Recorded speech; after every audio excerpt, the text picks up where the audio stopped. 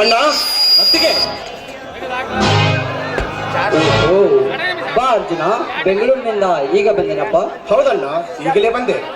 ಮೈದನ, ನೀನು sub inspector ಭರ್ತಿಗಿಂತ ಹೋಗಿದ್ಯಲ್ಲ, ಆ ವಿಷಯ ಏನಾಯ್ತಪ್ಪ? ತಮ್ಮಿಬ್ಬರ ಆಶೀರ್ವಾದದಿಂದ ನಾನು ಎಲ್ಲದರಲ್ಲೂ ಪಾಸ್ ಆಗಿದ್ದೇನೆ. ಆದರೆ ಮುಂದಿನ ವಾರದಲ್ಲಿ ಮೆಡಿಕಲ್ ಒಂದೇ ಬಾಕಿ ಇದೆ.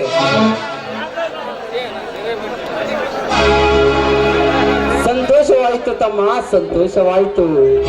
ದೇವರ ದಯದಿಂದ ಅದರಲ್ಲಿ ಪಾಸ್ ಆಗಿ ನೀನೊಬ್ಬ SP ಆದರೆ ಈ ಸಮಾಜ ಉದ್ಧಾರವಾಗುತ್ತದೆ.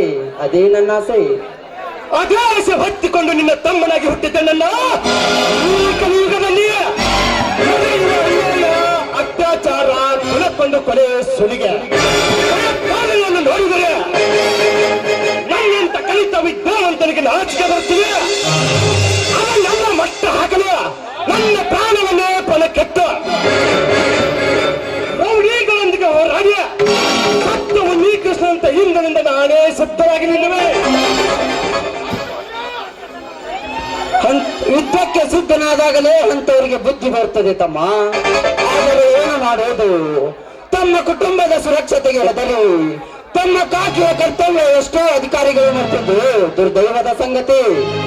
ಇಲ್ಲ ಇಲ್ಲ, ನಾಯಿಗಳ ವೀರಪ್ಪನನ್ನು ಹಿಡಿದ IGP ಶಂಕರ್ ಬಿದ್ರಿ ಅಂತವರ ಕೀರ್ತಿಯ ಅಜರಾಮರವಾಗಿ ಉಳಿದಿದೆ. ಅದು ಅನೇಕರಲ್ಲಿ ಇದು ಮೈದನ.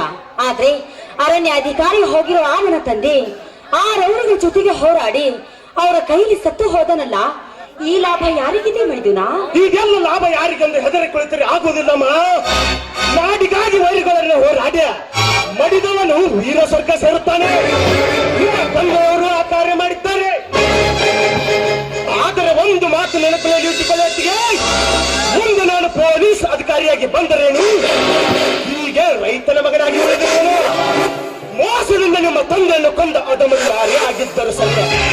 ಸಮಯ ಸಾಗಿಸಿ ಅವರನ್ನು ಹಿಡಿದು ದಳದಳನಿಗಳ ತಂದು ನಿಮ್ಮಿಬ್ಬರ ಪವಿತ್ರ ಪಾದದ ಮುಂದೆ ಅವರನ್ನು ಕಚ್ಚ ಕಚ್ಚನೆ ಕಡಿದು ಹಾಕಿ ಅವರ ರಕ್ತದಿಂದ ಈ ಭೂತಾಯಿಯನ್ನು ತರಿಸಿದ್ದಾರೆ. ಹೆಸರು ಕಲಿಯುಗದ ವೀರಾರ್ಜುನನೇ ಅಲ್ಲ, ನಿಮ್ಮ ಪವಿತ್ರ ಪ್ರಾಣವೇ ಸಾಕ್ಷಿ. ಅರ್ಜುನ,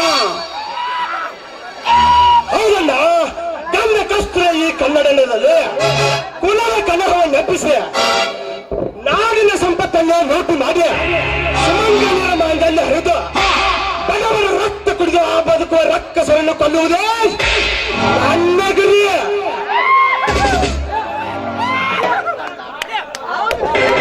ಬಾ ಅರ್ಜುನ ಬಾ, ನಿನ್ನಂತ ತಮ್ಮನನ್ನು ಪಡೆದ ನಾನೇ ಭಾಗ್ಯಶಾಲಿ. ಬಾ, ಈ ಆನಂದಕ್ಕೆ ಎಲ್ಲರೂ ಕುಡಿ ಹೊರೋಣ. ನೀವಷ್ಟೇ ಭಾಗ್ಯಶಾಲಿ ಅನ್ರಿ, ಇತ್ತ ಮೈದನ್ನು ಪಡೆದ ನಾನು ಕೂಡ ಭಾಗ್ಯಶಾಲಿನಿ.